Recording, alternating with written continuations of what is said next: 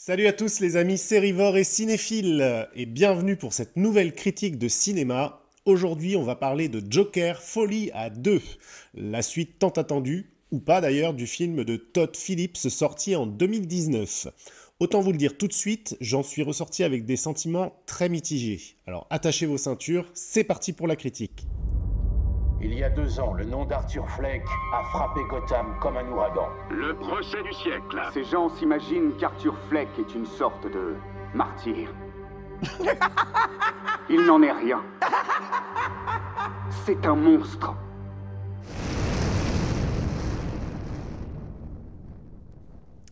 Dès le départ, il faut bien avouer que l'idée même d'une suite à Joker de 2019 laissait perplexe. Le premier film se suffisait à lui-même, offrant une conclusion certes ouverte, mais globalement satisfaisante.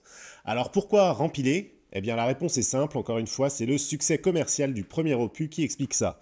Avec plus d'1 milliard de dollars au box-office mondial, Warner Bros ne pouvait pas laisser passer l'occasion d'exploiter davantage cette poule aux œufs d'or.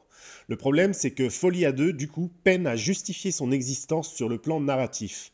L'histoire reprend certes quelques temps après les événements du premier film avec Arthur Fleck, enfermé cette fois-ci dans l'asile d'Arkham. On y suit donc son procès et sa rencontre avec Harley Quinn, incarnée par Lady Gaga. Malheureusement, le scénario tourne en rond, ressassant les mêmes thématiques que dans le premier volet, sans vraiment les approfondir ou les renouveler. Ce qui est particulièrement frustrant, c'est que le film semble avoir du mal à trouver son identité propre. Il oscille constamment entre hommage au premier opus et tentative maladroite d'innovation sans jamais vraiment trouver le bon équilibre. On a l'impression que les scénaristes ont voulu jouer la carte de la sécurité en reprenant les éléments qui avaient fonctionné dans le premier film, tout en essayant d'y ajouter une touche de nouveauté avec l'aspect bien entendu comédie musicale. Cette approche aurait pu fonctionner si elle avait été mieux exécutée. Malheureusement, le résultat final manque cruellement de cohérence et de profondeur. Les nouveaux éléments, comme les numéros musicaux donc, semblent plaqués artificiellement sur une structure narrative qui ne les supporte pas vraiment.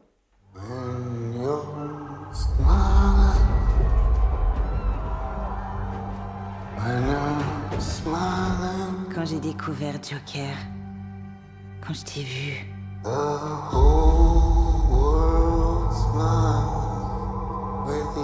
pour la première fois de ma vie, je me suis plus sentie si seule que ça.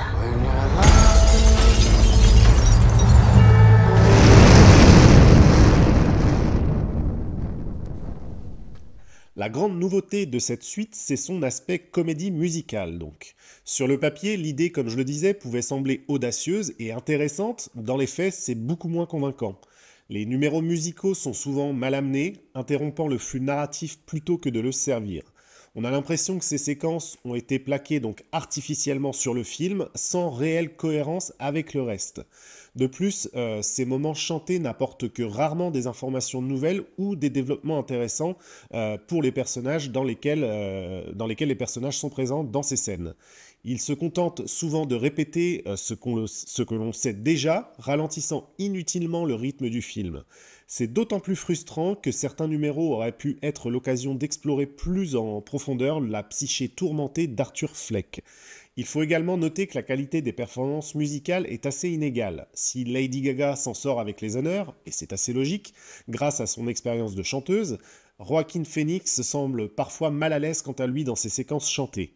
Certains numéros frôlent d'ailleurs le ridicule, ce qui nuit considérablement à l'ambiance sombre et oppressante de ce film. Le choix des chansons pose également problème à mon sens. Au lieu d'opter pour des compositions originales qui auraient pu apporter une vraie plus-value au film, les réalisateurs ont préféré utiliser des reprises de chansons populaires des années 50 et 60. Et si certains morceaux fonctionnent relativement bien, globalement, c'est assez déconnecté, je cherchais le terme, de l'action et de l'ambiance générale. Cette utilisation maladroite de l'aspect musical du film est d'autant plus décevante que le potentiel était réel. Une comédie musicale sombre et torturée aurait pu offrir une perspective fascinante sur la psyché du Joker. Malheureusement, le film ne parvient jamais réellement à exploiter pleinement ce potentiel, se contentant de numéros musicaux superficiels qui n'apportent rien à l'histoire ou au personnage.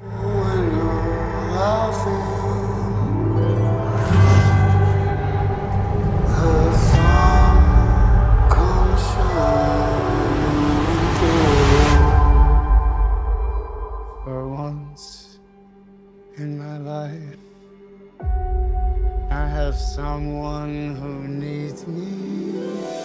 J'ai une petite question, Arthur. Tu crois encore être une star?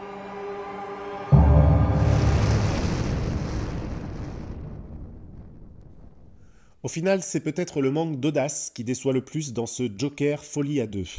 Là où le premier film osait proposer une relecture sombre et réaliste des origines du Joker, cette suite se contente de reprendre les mêmes ingrédients en y ajoutant une couche de vernis musical.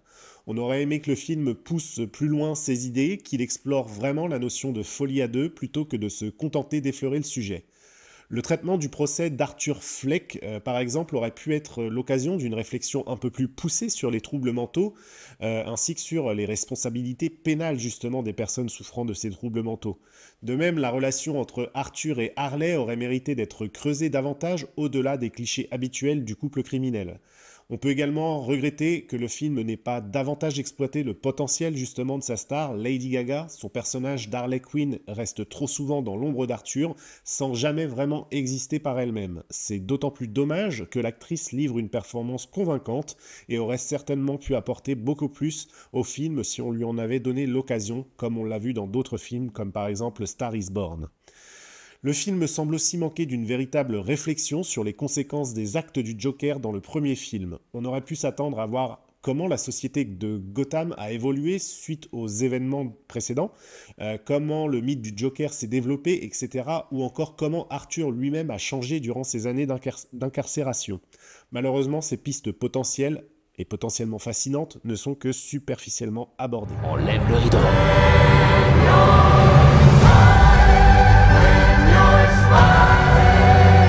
The whole world smiles with you. Tu peux tout te permettre. The sun comes Tu es Joker.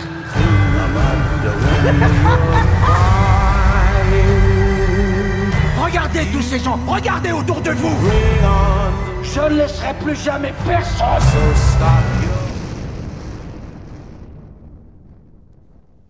Malgré ses défauts scénaristiques, il faut reconnaître que Todd Phillips livre une réalisation relativement soignée.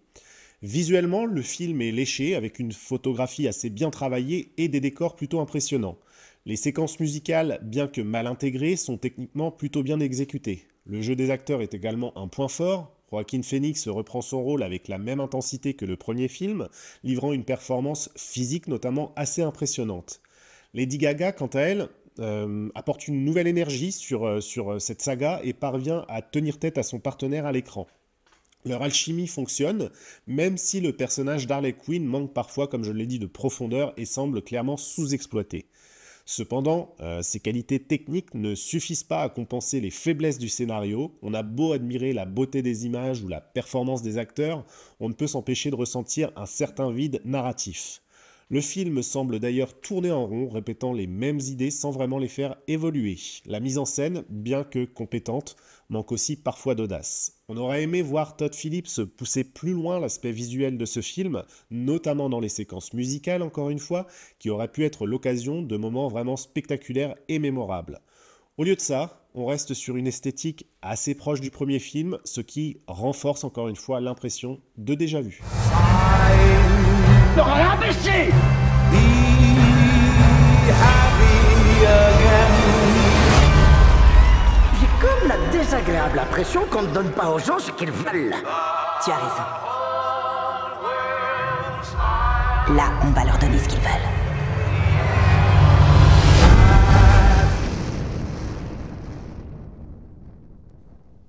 Il faut reconnaître que Joker Folie à deux est un film qui va très probablement diviser. Certains spectateurs apprécieront sans doute son esthétique soignée et ses performances d'acteur, tandis que d'autres seront déçus comme moi par le manque d'originalité et les faiblesses scénaristiques.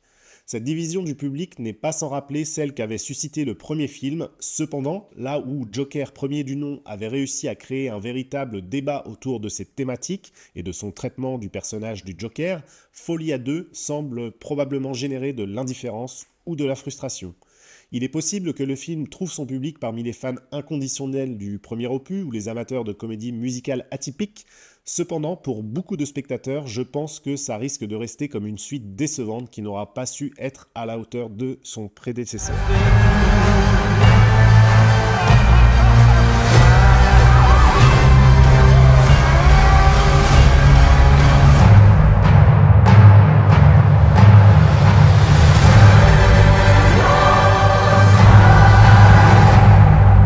Sing hallelujah, come on, get happy. Get ready for the judgment day.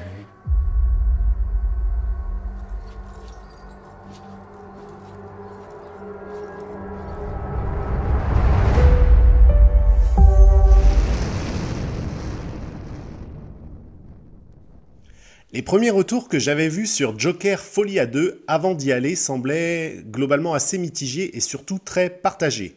Et maintenant, je comprends bien pourquoi. Malgré ses qualités techniques indéniables et le talent de ses acteurs, il peine à justifier son existence et à apporter quelque chose de vraiment nouveau.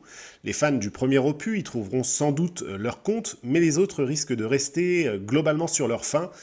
Le film souffre également d'un manque d'audace et d'originalité, se contentant trop souvent de reprendre des éléments qui avaient fonctionné dans le premier volet sans faire vraiment de nouvelles choses. L'ajout de l'aspect comédie musicale, qui aurait pu être un élément différenciant et intéressant, est malheureusement mal exploité et finit par nuire au rythme et à la cohérence du film. On ne peut s'empêcher de penser que cette suite était peut-être inutile. Le premier Joker avait réussi à proposer une vision unique et marquante du personnage, et il aurait peut-être été préférable de le laisser comme une œuvre unique plutôt que de tenter de prolonger artificiellement son succès et sa rentabilité surtout. Malgré tout, il faut reconnaître que le film a quelques bonnes choses, notamment son aspect technique par exemple, même si le résultat globalement ne sera pas à la hauteur des attentes.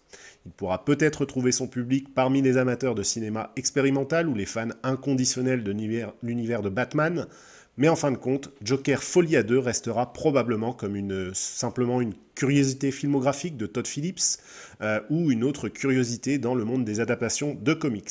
En tout cas, dites-moi ce que vous en avez pensé dans les commentaires. N'hésitez pas à aimer cette vidéo et vous abonner pour avoir plus de contenu de ce type. En attendant, je vous donne rendez-vous bientôt pour d'autres critiques ciné ou séries. À bientôt, salut!